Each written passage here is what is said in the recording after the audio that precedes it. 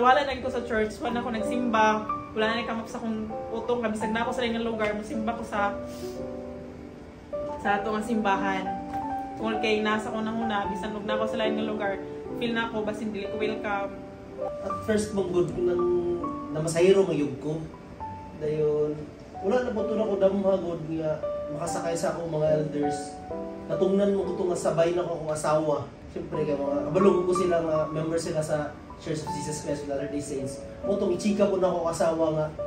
Kanya ko asawa, member po biya ni. Muto ako asawa po, usikusiun ko. Usikusiun ko sa asawa kay dili siya gusto nga basinog.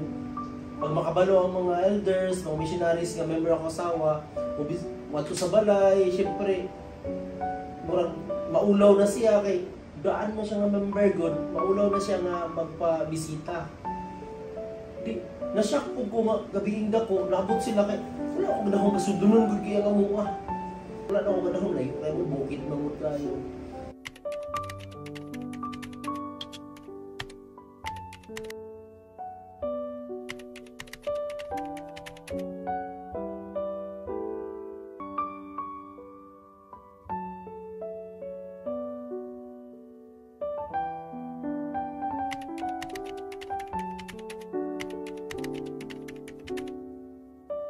Kuan kaysa kong kasing-kasing, gaan kaysa kong buot.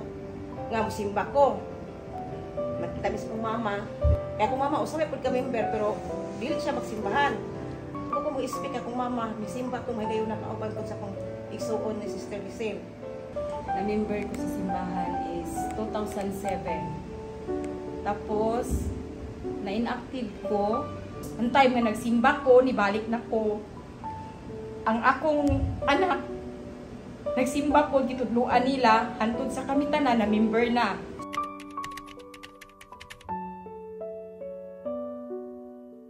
Na-realize na ko, dapat mahimo po kong good example sa akong mga anak, no? Musimban lang ko. Pero motong, simba ko. Pero wala niya po kong plano magpa-member. Basta musimba lang ko kay maulaw man po ko magpa-member na daghan yung bisyo, mainom ko. Invite ko nila simba. So, ito nga time is, gaduha-duha pa ko if ma-attend ba ko or dili. Kaya lagi na ako sa akong last nga simbahan, kay active sa ko dito. Like, ako ang magbasa sa mga scriptures. Ako sabang isa sa ginasaligan sa simbahan. So, nakasunod ako sa simbahan din, nasimba ko. Then, kadugayan, na-realize na ko nga, grabe ang mga tao, like, welcoming kay sila, hospitable, sa amua, sa akong family. And nakita na ko nga gabi pure, genuine kay sila gid sa amua.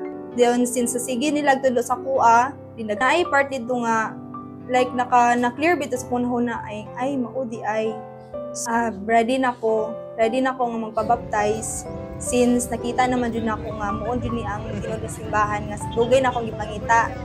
Last March 16, 2025, dito na ako na-baptize. Feeling is nanajud ko sa tinuod nga simbahan nga makakuan ako sa akong mga pangutana and pwede ko mag-grow pa sa person nga mag-alaga ni Jesus Christ. Karon happy na kayo ko nga kauban ako akong family, kauban ako duha na ko ka anak, kauban ako akong asawa.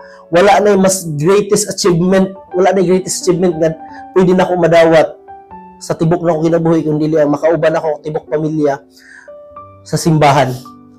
Nalipay kay kog dako kay ngano nausa na mi pamilya. May kauban na nako pagsimba. Antod ang tibuok ng pamilya mo nako kay kog pasalamat sa Ginoo. Super happy kay ko. Kay dati, ako lang ang isang member sa church. Nga nawala pag isang dugay panahon. Tas nakabalik. Tas pagkabalik po dyan ako, kay kalipay nga. Kauban na nako sila. Nga na member sa tinuod nga simbahan. Bisan og layo, manimbami, maningkamot ni bisag ulan, payas karon naningkamot jud mi pa makasimba lang. Pasimba mi sa tinuod nga simbahan.